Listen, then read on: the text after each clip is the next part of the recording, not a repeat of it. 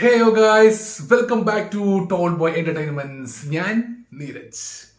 കുറച്ച് നാളായി വീഡിയോസ് ഒന്നും ചെയ്യാത്തത് കാരണം വേറൊന്നുമല്ല, ഞങ്ങൾക്ക് ഒരു സുന്ദരി മോള് ജനിച്ചിരിക്കുകയാണ്. സോ ആ ഹാപ്പിനെസ്സിലായിരുന്നു. ഹോസ്പിറ്റലും കാര്യങ്ങളും കുഞ്ഞിന്റെ ട്രീറ്റ്മെന്റ് ഒക്കെ ആയിട്ട് അങ്ങനെ കുറച്ച് ദിവസം ബിസി ആയി പോയി. അതുകൊണ്ട് സിനിമകളൊന്നും കാണാനോ നിങ്ങളുമായിട്ട് സംസാരിക്കാനോ പറ്റിയില്ല. പക്ഷെ ഇപ്പൊ എല്ലാം കഴിഞ്ഞ് ഫ്രീ ആയി. ഇന്ന് കൽക്കി എന്ന സിനിമ കണ്ടു. ഓൾമോസ്റ്റ് നിങ്ങൾ എല്ലാവരും സിനിമയും റിവ്യൂസ് കണ്ടിട്ടുണ്ടാവും. എങ്കിലും എന്റെ ഈ ചെറിയ റിവ്യൂസും കൂടി നിങ്ങൾ സ്വീകരിക്കുമെന്ന വിശ്വാസത്തോടെ നമുക്ക് നേരെ സിനിമയിലേക്ക് കിടക്കാം. Let's go.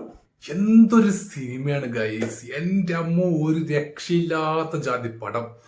First of all, Nag Ashwin, the director and writer, മച്ചാനെ ഹാറ്റ്സ് ഓഫ്. എന്തിനാന്ന് വെച്ചാല് ഇത്രയും വലിയൊരു ബ്രഹ്മാണ്ഡ സിനിമ, അതായത് എല്ലാ ടെക്നിക്കൽ സൈഡും, ഓൾ ടെക്നിക്കൽ സൈഡ് യൂസ് ചെയ്തുകൊണ്ട് ഒരു പക്ക പെർഫെക്റ്റ് ആയിട്ടുള്ള ഒരു ഇന്ത്യൻ ബ്രഹ്മാണ്ഡ യൂണിവേഴ്സ് സിനിമ നമുക്ക് സമ്മാനിച്ചതിന് നമ്മൾ മാർവല്, അതുപോലെ മാഡ് മാക്സ്, അവഞ്ചേഴ്സ് ഇതൊക്കെ കണ്ടിട്ട് നമ്മൾ കൊണ്ടിട്ടുള്ള ആൾക്കാരാണ്. അപ്പൊ നമ്മൾ പറയാറുണ്ട്, ഹോളിവുഡ് സിനിമയാണ് സിനിമ, എന്തൊരു ഒരു ടെക്നിക്കാലിറ്റിയാണ് അവർ യൂസ് ചെയ്യുന്നത്, നമുക്കൊക്കെ എപ്പോഴാണെങ്കിലും സിനിമ വരിക എന്നായിരുന്നു കുറച്ചു വർഷം മുന്നേ വരെ നമ്മുടെ ഇന്ത്യൻ പ്രേക്ഷകർ സംസാരിച്ചുകൊണ്ടിരുന്നത്. പിന്നീട് അങ്ങോട്ട് സിനിമകൾക്ക് മാറ്റം വന്നു.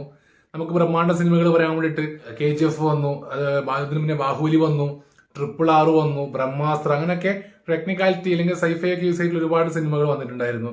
പക്ഷെ ഇതിന്റെയൊക്കെ ഏറ്റവും ടോപ്പിൽ നിൽക്കുന്ന സിനിമയാണ് കൽക്കി 2898 AD. ഈ സിനിമയുടെ ഏത് മേഖലയെ കുറിച്ചാണ് എടുത്തു പറയേണ്ടതെന്ന് അറിയില്ല. കാരണം എല്ലാ സൈഡും ഒരുപോലെ പ്രവർത്തിച്ചിട്ടുള്ള ഒരു സിനിമയാണ് കൽക്കി. ഡയറക്ഷൻ ആയിക്കോട്ടെ, സ്ക്രിപ്റ്റ് ആയിക്കോട്ടെ, ക്യാമറ ആയിക്കോട്ടെ, എഡിറ്റിംഗ് ആയിക്കോട്ടെ, VFX ആയിക്കോട്ടെ, ആർട്ട് ആയിക്കോട്ടെ, കോസ്റ്റ്യൂം ആയിക്കോട്ടെ, മേക്കപ്പ് ആയിക്കോട്ടെ, every side is done A fabulous work. നമുക്കറിയാം, 500 കോടി മുടക്കിയിട്ട് ഓം എന്ന് പറഞ്ഞൊരു മനുഷ്യൻ ചെയ്ത സിനിമ, ഒരുമാതിരി ശ്രീരാമൻ വള്ളത്തിന്റെ അടിയിൽ ധ്യാനം ചെയ്യുന്നത്, കാർട്ടൂൺ ബാലരമ കൊണ്ടുപോയിട്ട സിനിമയായിരുന്നു അത്. മച്ചാനെ, നിങ്ങൾ കണ്ടുപിടിക്കുന്ന ആകാശവിന്ന ഒരു രൂപ എങ്ങനെ കൃത്യമായിട്ട് യൂസ് ചെയ്യാന്ന് ഇദ്ദേഹം ഈ സിനിമയിലൂടെ കാണിച്ചു തന്നിട്ടുണ്ട്. ആക്ടേഴ്സിന്റെ കാര്യമൊക്കെ എടുത്തു പറയേണ്ട ആവശ്യമില്ല. കാരണം എല്ലാവരും ചെറിയ കൊച്ചു മുതൽ പ്രായമുള്ള അമിതാഭ് ബച്ചൻ വരെ, അമിതാഭ് ബച്ചനൊക്കെ എന്ത് പെർഫോമൻസ് ആണെന്നാണ് ഞാൻ ആലോചിക്കുന്നത്. ഈ ഒരു വയസ്സിലും ഇങ്ങനെ ചെയ്തു വെക്കണ ഒരു ആക്ഷൻ സീക്വൻസും ആ ഒരു ബോഡി ലാംഗ്വേജും ആളുടെ ഹൈറ്റ് തന്നെയാണ് ഇതിൽ മെയിൻ. എന്ത് രസം അറിയോ. അതായത് ത്രൂ ഔട്ട് 3 മണിക്കൂർ സിനിമ പോകുന്നില്ല. ഒരു ഫസ്റ്റ് ഹാഫ് ചിലപ്പോൾ നമുക്ക് അങ്ങനെ കഥയും കാര്യങ്ങളൊന്നും പെട്ടെന്ന് ക്ലിക്കായി വരണമെന്നില്ല. ഒരു ഫസ്റ്റ് ഹാഫിന്റെ ഒരു പകുതി ആവാനാകുമ്പോഴൊക്കെ നമുക്കൊരു ഐഡിയ കിട്ടും കഥയെ കുറിച്ച്. പക്ഷെ സെക്കൻഡ് ഹാഫിൽ എന്റെ മക്കളെ സിനിമ കയറുന്ന ഒരു ലെവലുണ്ട്. പ്രഭാസ് ആയിക്കോട്ടെ, അമിതാഭ് ബച്ചൻ ആയിക്കോട്ടെ, ദീപിക പദുകോൺ ആയിക്കോട്ടെ, ഇനി ഇതിൽ വരുന്ന മറ്റ് ക്യാമിയോ റോൾസ് ആയിക്കോട്ടെ, അതൊന്നും ഞാൻ ക്യാമിയോ റോൾസിനെ കുറിച്ച് ഞാൻ പറയുന്നില്ല, അതൊക്കെ നിങ്ങൾ തിയേറ്ററിൽ കാണണം. കാരണം മഹാഭാരതത്തിന്റെ സീക്വൻസ് ഒക്കെ വരുന്നുണ്ട്. രസറിയോ, എങ്ങനെയാണ് ഈ മനുഷ്യനൊക്കെ ചെയ്തു വെച്ചിരിക്കുന്നത് മനസ്സിലാവാത്തത്. വേറെ ലോകാട്ടോ. നമ്മൾ തിയേറ്ററിൽ തിരിക്കുന്ന സമയത്ത് നമ്മൾ ആ സിനിമ കാണുമ്പോൾ ആ ഒരു യൂണിവേഴ്സിൽ നമ്മളും കൂടി ഇല്ലപോലെ തോന്നും. കാരണം നമ്മൾ ഇതുവരെ കാണാത്ത ഒരു സ്റ്റൈൽ ഓഫ് മേക്കിംഗ് ആണ്. എനിക്ക് പറഞ്ഞാൽ പ്രഭാസിനെ കാണുമ്പോൾ ഒരു ഹാപ്പിനെസ് തോന്നി. കാരണം ആ ഒരു ബാഹുബലിക്ക് ശേഷം ഞാൻ ആഗ്രഹിച്ചൊരു പ്രഭാസം എനിക്ക് ഈ സിനിമയിലൂടെ കിട്ടിയിട്ടുണ്ട്. ഇനി സെക്കൻഡ് ഹാഫിൽ ഇതിനേക്കാളും പൊളിക്കുമായിരിക്കും. മഹാഭാരതത്തിന്റെ സീക്വൻസ് എന്തായാലും കാണുന്നുണ്ടോ, ഒന്ന് മിസ്സാക്കരുതേ. അതൊക്കെ അയ്യോ, അതൊക്കെ ഒരു രസമാണ്. അതിന് ഇരുന്ന് കാണാൻ ചില സീനൊക്കെ ഇങ്ങനെ റൊമാൻറ്റിഫിക്കേഷൻ ഒക്കെ വരുന്നുണ്ടായിരുന്നു. കമലഹാസൻ ആളാണ് ഇതിലൊരു മറ്റൊരു മെയിൻ ക്യാരക്ടർ. നമ്മൾ ട്രെയിലറൊക്കെ കണ്ടിട്ടുണ്ടാവും. ആൾക്ക് കുറച്ചേ ഇതിലുള്ളൂ, പക്ഷെ സെക്കൻഡ് പാർട്ടിൽ ഹി വിൽ ബി പൊളിക്കും. അങ്ങനെ പറയാലോ, അഴിഞ്ഞാട്ടായിരിക്കും കമലഹാസന്റെ. കാരണം അത്രത്തോളം ഡെപ്ത് ഉള്ള ഒരു എന്താ പറയാ, ഒരു ഡാർക്ക്നെസ് ഉള്ള ഒരു ക്യാരക്ടറാണ് നാഗ് അശ്വിൻ കമലഹാസന്റെ സിനിമയിൽ കൊടുത്തിരിക്കുന്നത്. I am so happy, I am so proud. കാരണം മലയാളികളായിട്ടുള്ള അന്നാബെൻ അതുപോലെ ശോഭന, ഈ 2 പേരും ഈ സിനിമയിലുണ്ട്.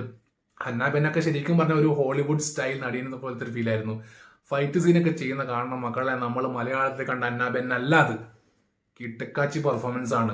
ശോഭന ആയാലും അയ്യോ എന്തൊരു രസമറിയോ ശോഭനയുടെ ആക്ടിങ് കാണാൻ. ഫൈറ്റ് സീനൊക്കെ ഉണ്ട് ശോഭനക്ക്, അറിയോ. നമ്മൾ ഇതുവരെ മലയാളത്തിൽ കണ്ട ശോഭന എന്നല്ല അതല്ലെങ്കിൽ ഇപ്പോൾ ചെയ്തിരിക്കുന്നത്, വേറെ ലെവൽ. അതാണ് കയ്യിൽ കിട്ടേണ്ട ആൾക്കാർ കിട്ടിക്കഴിഞ്ഞാൽ നന്നായിട്ട് ആക്ടേഴ്സിനെ യൂസ് ചെയ്യാൻ പറ്റും എന്നുള്ള തെളിയിച്ച സിനിമയാണ് കൽക്കി. സന്തോഷ് നാരായണന്റെ മ്യൂസിക് ആണ് ഈ സിനിമയ്ക്ക് ഏറ്റവും കൂടുതൽ ഭംഗി നൽകുന്ന മറ്റൊരു കാര്യം. ഒരു പഞ്ചാബി സോങ് ഉണ്ട്, പ്രഭാസിന്റെ ഇൻട്രോ സീൻ എന്ന ഒരു പഞ്ചാബി സോങ് മിക്സ് ആയിട്ടുള്ള, നിങ്ങൾ യൂട്യൂബിൽ കണ്ടിട്ടുണ്ടാവും.